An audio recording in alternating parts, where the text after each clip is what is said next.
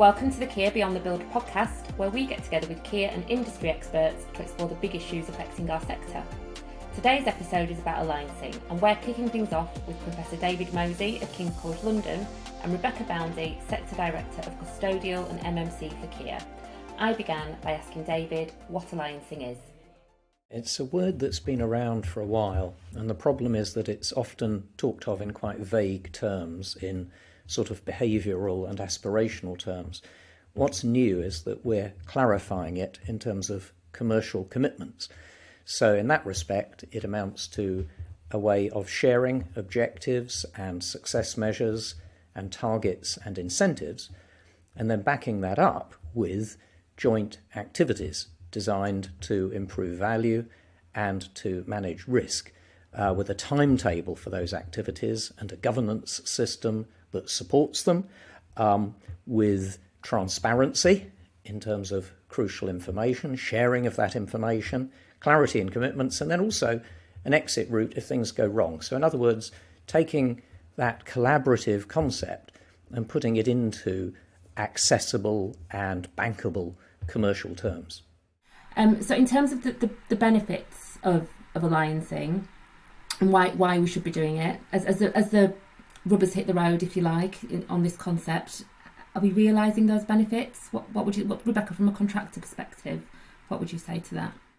Absolutely. I think for me, it's the way the industry needs to be working going forward. If we're going to deal with our most difficult and challenging concepts, actually, we need that musketeer mentality of all for one and one for all. There will, of course, be issues that are outside of the control of an alliance, things that we can't deal with, but actually the things that we can, why not get the best of everyone's abilities together working on those difficult issues? So, when we look at the new prisons programme, what we see that we've been driving forward in terms of not just economies of scale, which I think is one of the first things that comes to mind with alliancing, but actually certainty of delivery.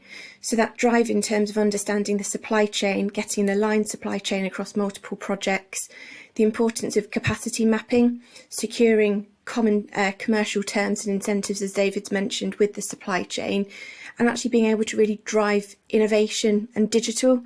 So as part of the new prisons programme, collectively we developed 126 what we referred to as big ideas. Now, by their nature, they didn't necessarily have to be big ideas, but it was the fact that you could implement them over multiple projects to really gain the best value from them. And so it was very much that idea of driving forward, continuous improvement, bringing the best of everyone's abilities together to create a better end product for the client. You asked the question about whether alliancing is delivering results, and I think that's a really interesting question, because people always ask that and always seem to be a bit cynical about the response on the basis of, well, yes, that went well, but what about normal projects? And they're always looking for evidence. What is interesting is this inference that a traditional non-collaborative system is working perfectly well, which it clearly isn't. If you look at the money spent on disputes, on lawyers and adjudicators and arbitrators and expert witnesses, it is enormous. If you look at the track record of traditional projects in terms of cost overruns and time overruns and shortfall in delivery, it is pitiful. And this is a global issue. The McKinsey report suggested that the construction industry is very poor on productivity compared to other industries, and that the contractual framework needs to be rewired. That was their proposal. Very interesting. They're not lawyers, they don't trade in contracts, but their view was that if we're going to get the industry to work efficiently, we need to rewire the contractual framework, and that is what is occurring here. Okay, so it sounds like there's some strong evidence as to the fact that alliancing is working and it does deliver value. Would you say, what's your perception in terms of whether or not the industry is sold on this? Because really we're talking about a massive cultural shift, aren't we? We're talking about rewiring the contractual framework. That's major. People are hugely suspicious. This is a high-risk, low-margin, fragmented industry. You have these areas of expertise, people doing research and development, people coming up with bright ideas, organisations like Kier shouldering enormous commercial responsibilities, And when that is distilled into a new procurement and contracting system, they're very suspicious because they say, well, can't we just do it anyway?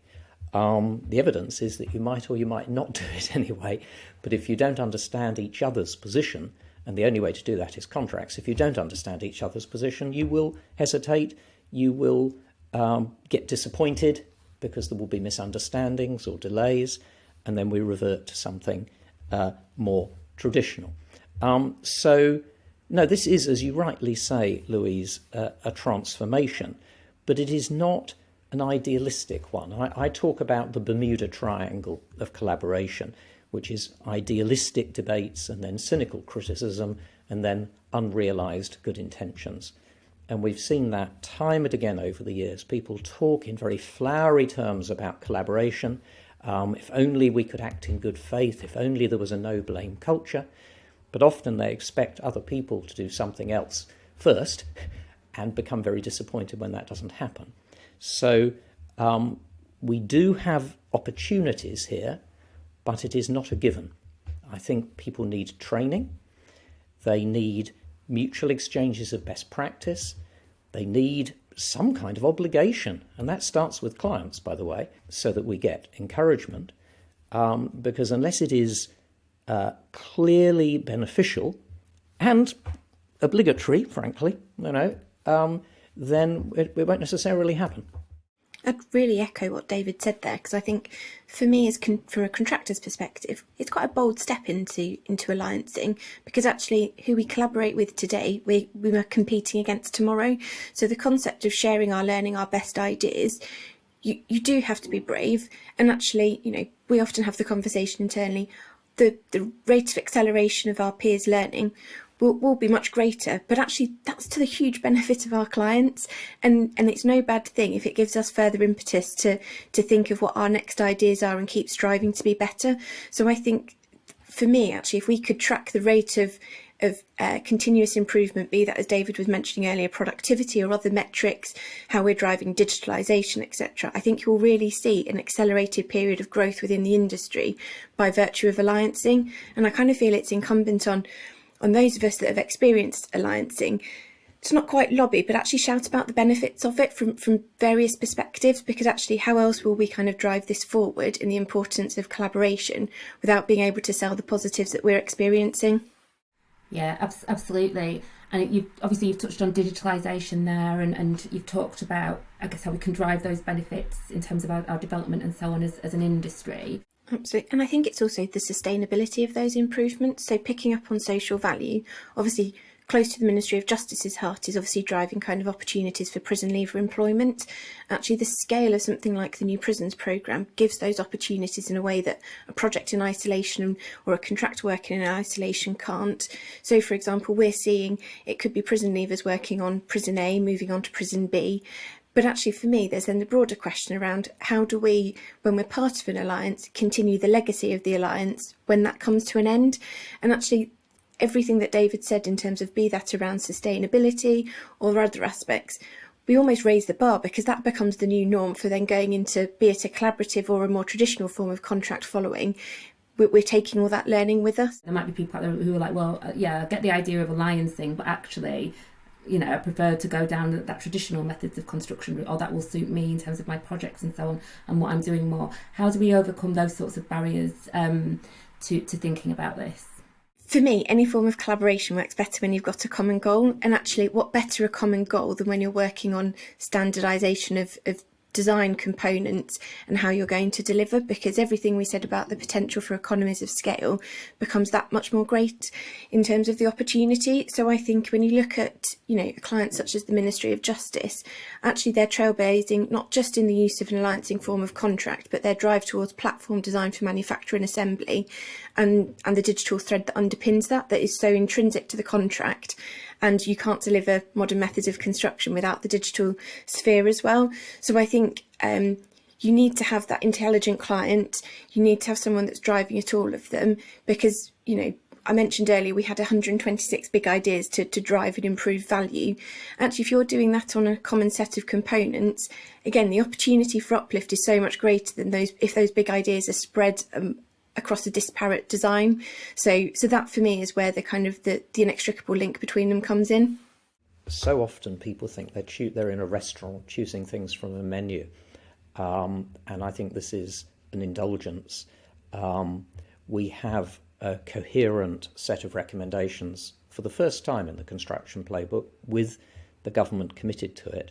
And I have to say a word here for Crown Commercial Service, because they created the alliance model that the Ministry of Justice picked up on. That is embedded in the Crown Commercial Service Alliance Programme under FAC1, which is the biggest FAC1 procurement. It's £30 billion. In fact, there's two of them at £30 billion each.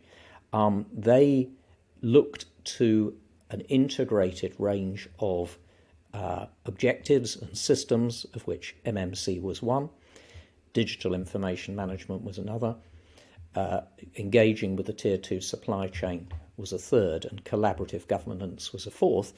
And they realised that clients need autonomy in the way that they deliver that. So they offered the notion of what they call a sub-alliance, but in MOJ terms and Kier terms, it's the alliance, so that clients calling off on the Crown Commercial Service Framework Alliance could create their own alliances. Now that is huge, because one of the problems we have with long-term framework commitments is that people see them as a quick fix, and they don't really take an interest in the wider strategic objective.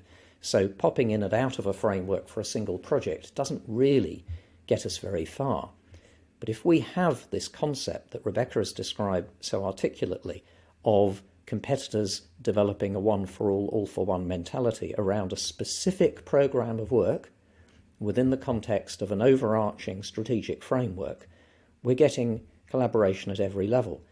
And that's what drives the improvement, I suppose. So the things which are too difficult, if we're committing to this type of contract and we're working together to do those two difficult things, then obviously that will drive the innovation and they'll stop being so difficult. Well, exactly. The contract is easy. The contract is just the shortest, easiest contract you could want. What we're combating is the notion that real collaboration is counterintuitive, because of the risk, because of the lack of time, because of the lack of familiarity. People have so many ways of saying no. We're combating that by suggesting, firstly, it's essential, and secondly, that it is in their commercial interests. If things are not in people's commercial interests, they're not going to do them. So getting across the message that it really is to the benefit of the contractor, the subcontractor, the design consultant, that it de-risks the project, that enables them to excel, enables them to win more work, is really important. And to conclude on that, Rebecca's point that people don't really want to share information, why would they? Their hard-earned innovations belong to them. Changing that paradigm is the biggest challenge of all. FAC1 has two crucial clauses on this. Clause 11 talks about the licensing of intellectual property and the protection of intellectual property, and Clause 13 talks about confidentiality and recognising that what you own is what you own until you agree to share it. So this is not a demand from MOJ that people give away their intellectual property rights. It is the creation of an environment in which the four contractors work together with the supply chain to agree to share what it's in their interests to share for firstly the good of the programme, and secondly the advancement of Kier's reputation. Absolutely. So for me, I think if you're not open to other ideas and sharing yours, it will never work. And that for me, exactly as David said, whilst the contract provides a framework and a really critical and positive framework, it's ultimately like baking a cake, and if you have missing ingredients, it still won't be a success. So actually having the right people around the table driving it, understanding not just the contract terms, but the ethos of the contract, the importance of behaviours underpinning it. It's only when you've got that kind of, and the governance and process aligned to the contract, that it will truly be a success, to ensure that we do reap the benefits and go into it with the maturity of saying we will share. It's for the benefit of not just the project, but us longer term as well, and being receptive to new ideas and challenge. It's so interesting, isn't it? Because I think collaboration is often used in construction, I'm speaking here as a head of comms in the construction industry, we often use the word collaboration. It almost takes on buzzwords type qualities, and this sounds like it's actually making it very real. Yeah. There's a really important point I want to make here, which is that FAC1 does not stand on its own. The delivery of each project is governed by individual project contracts, and the FAC1 does the things that those project contracts don't do, which is the early engagement, the supply chain engagement, the joint approach to risk, the joint innovation, all of the collective decisions and all of the collective activities. Now, people are very used to the minutiae of JCT and NEC contract management and manoeuvring and claims and liabilities. What FAC1 does is enable them to see the wood for the trees, to step back and say, okay, we have an NEC or a JCT or a PPC for the running of the project on site. We get that, and the buck stops with Kier for the delivery of a project where they're appointed as main contractor under one of those contract forms. But there are other issues here where we're trying to improve and we're trying to de-risk a project. We need the thinking time before those contracts are awarded. Where we're trying to collaborate, we need the machinery for engaging with parties outside of those individual project contracts. And that is where the big changes are coming, because FAC1 is a completely different type of contract. But the interesting thing, Louise, is it doesn't increase your risk. Nobody is at risk. At the end of the day, you go back to, I don't know about the comfort zone, but you go back to the traditional paradigm of an NEC form or a JCT form or a PPC form for delivering the project. That is what it is in terms of how it's been amended or how you translate it into your subcontracts. But what you have the benefit of is an enormous amount of additional information and control and incentivization that you've obtained under the FAC1. So to cut a long story short, if there's a conflict between the two forms, the NEC in this case takes precedence. Nobody interferes with the way you run your project under NEC or indeed the work of the project manager. But in preparing for that NEC contract, you have the benefit of all of this supply chain engagement, all of this peer group engagement, the development of consistent digital information, the development of an MMC approach that is sustainable, as Rebecca said, because of the quantum. And that means that you're much more secure in performing your NEC obligations. So I think that's a really important point, that alliancing isn't about us trying to lessen our role as a kind of a D&B contractor, but exactly as David said, actually the fact that we've taken a much more proactive and collaborative approach to risk management during that pre-construction period provides much more certainty for all parties concerned when you then move into the delivery phase. We've spoken a lot about contracts today. Is alliancing all about the contract? Great question, because, hey, I'm a lawyer. I like contracts. Most people don't really care for contracts. It is one of 4 elements. Now, I've talked about the 4 I's in constructing the gold standard. And the 4 I's are intention, information, integration, and incentivization. And only one of them relates to contracts. So the first, intention, is the client setting a strategy, creating a pipeline of work. We have 70% of contractor participants in constructing the gold standard will not bid if there isn't a proper pipeline of work. And we've had people wasting their time with those very high bid costs on speculative frameworks where there isn't actually a pipeline of work. So intention. I've already said that we need to use the procurement process, firstly so that the client shares the right level of information, and secondly so that bidders submit qualitative information that is then used, rather than having this fragmented approach where you've gone through a highly complex competition and you never hear about it again because you move into some other phase. So information from the client, information from the bidders is the procurement stage. Contracts are the integration stage. We think of contracts as allocating, transferring risk, or merely dealing with administration and measurement of frameworks and awards of project contracts. They're the integrator. There isn't another way to integrate. Everything else is just honeyed words. Unless you clarify your mutual commitments in an integrated way through, as I've described, a multi-party contract that draws these different players together, you're not going to get the integration you need for efficiency. But then the fourth I, incentivisation, is in the management.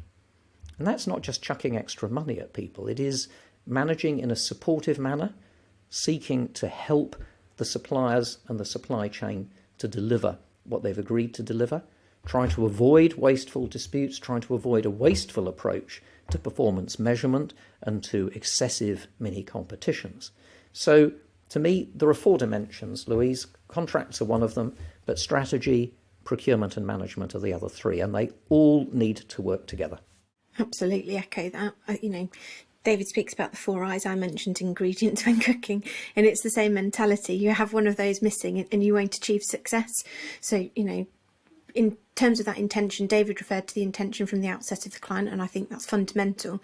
But it needs to be the intention and commitment coming from all parties joining an alliance as well, because actually you won't get the buy-in of the supply chain. They'll see through us if they think it's empty words and gestures. It needs to be fully bought into at all levels within an organisation, and with the governance and process that underpins, the essence of the contract as well. If there was one golden nugget or one key takeaway, what would it be?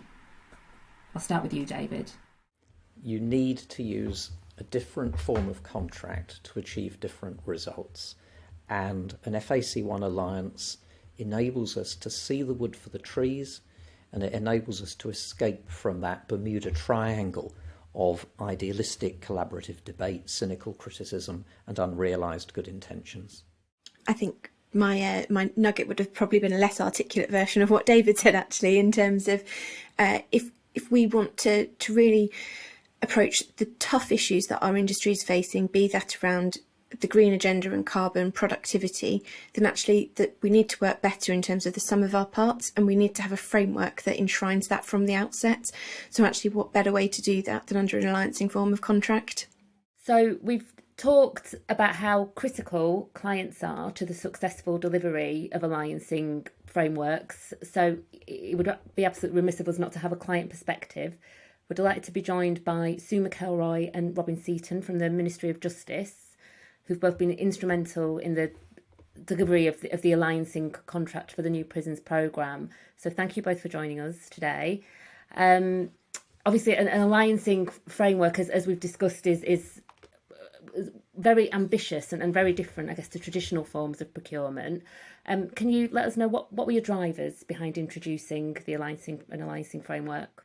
So I think when we set out on this journey, it was really thinking about what are we trying to achieve as an outcome, and many of the barriers around how significant a programme this would be, how would this land with the market, how would the supply chain meet the capacity that we needed. So lots of this was about how do we deliver this, and it's going to need everybody's involvement. It's going to need more than one provider, and so it's really thinking about what were the barriers to success and then how we do that. And then it was broader than that. It was about what do we want to achieve from these programs, and around driving that, and driving to the outcome. And that's where we have to work really closely as a business. I pick up the commercial, but it's around making sure that we align to the customer need. And I think that's where I should stop and Robin should start. Thanks, Sue. So I think when we were at the start of this journey, we thought about where we are in the kind of the continuum of what we're doing as an organisation. So when we started on the 4 New Prisons programme and thinking about alliancing as an option, we were partway through Kier delivering 5 wells for us, the first new prison of that design, and I think we were probably just about kicking off with Foss Way being delivered for us as well, the second prison of that design. But we were going into a bigger world and a more ambitious programme than we'd been in as an organisation for a really, really long time. I think the last time we did anything on this scale was probably around 2006, 2012 kind of time. And I think the world of procurement and contracting had moved on quite a long way since then. I think we were able to capitalise on some of that new experience that we got from those 2 projects. And alliancing offered us a way forwards to kind of capitalise on that, manage some of the challenges of delivering at that scale and at the pace that we needed to. The prison service has obviously been the trailblazer, I would say, in terms of the development and the significant rollout of this type of contracts. What's the appetite like in other government departments? Do you think is this the future? There's been so much engagement from other government departments in what we're doing, how we're doing it, and it will come down to, how successful is it, and that is also, it's it's the market stepping up to show that this delivers better value, and that's what we're asking for everyone to work in a really mature way. This drives all the kind of transparency, trying to avoid the race to the bottom that has sort of pulled down the industry for so long. This is trying to break that, but it's got to be successful, and it means that everyone's got to work in a collaborative manner, but show that drives value. So we certainly have interest from everybody. I'd be interested to know how your personal perceptions have changed of alliancing from that initial idea and that initial aspiration or ambition, if you like, through to where you are now. I mean, I think the openness that we have seen between contractors, has been brilliant. And I think this fear of, if I share, I'm going to lose my competitive position, has been broken through, because technology now moves so quickly. Everything is moving so quickly. That's not where your competitive advantage comes from. And there is so much work in the industry. Collaboration, how you can unlock that, what you can learn from it, and how you move forward is going to drive more and more of the work and winning work in the future. So I think that's certainly been a really interesting learning curve, and it's really interesting to see it happen, because just because we set out in a contract and we ask everyone to do it doesn't mean they need to buy in and make it happen. And that's certainly what we've seen. It's very, very united team, supporting the kind of ups and downs on all parts of the project and across parts of the programme and across the projects. And also watching the team support each other through that, with advice, with lessons, with innovation, with ideas, and that's been great to see. Great. And Robin, I'll put the same to you. Yeah, I think it's been both a learning journey for the contractors in the Alliance and a learning journey for us as a client as well. So, the people working in our teams have had to get to grips with a new way of working, and that's been a learning process for us as much as it has for any of the contractors, actually. I think it's been a really rewarding one for the people involved, because it does feel like a different way of working, and maybe a more rewarding one, I think, in terms of that kind of collaboration that it has incentivized. For alliancing to be successful, it requires really close collaboration between the various parties. How has that changed perceptions between different industries or the different partners that we normally work with? Have there been any changes in that respect? So it's a really interesting question. I think there's a few different elements to it, but perhaps some of the unexpected things was actually, far greater understanding of how government operates by contractors. So how we make decisions, the stages of decisions, just things like cash flow is as important to us as it is to you. And I think some of the perceptions, breaking down those barriers has meant that we've got far better information in a timely way that can support those decisions, that support, the right value for money decisions for the taxpayer. And I think that's been a really interesting element. And I think that, we've, and the teams here, we work really closely alongside policy. So they've got to understand how do you really build something? What are the stages in that process? And that will shape policy, I'm sure, for many years to come. So speaking to David Mosey and Rebecca Boundy, they were talking about the wider benefits that can be delivered through alliancing frameworks. It's not just about delivering a building. Robin, from your perspective, could you give us a view on the benefits that you think these sorts of contracts drive in that respect? Yeah, I think it's almost the crucial point, really, isn't it? So one of the things that I always talk about is that in many ways we're not really a construction programme, or we're not purely a construction programme. The reason we are here is to deliver for high-performing prisons that have got prisoners in them and are giving a chance to those people to change their lives.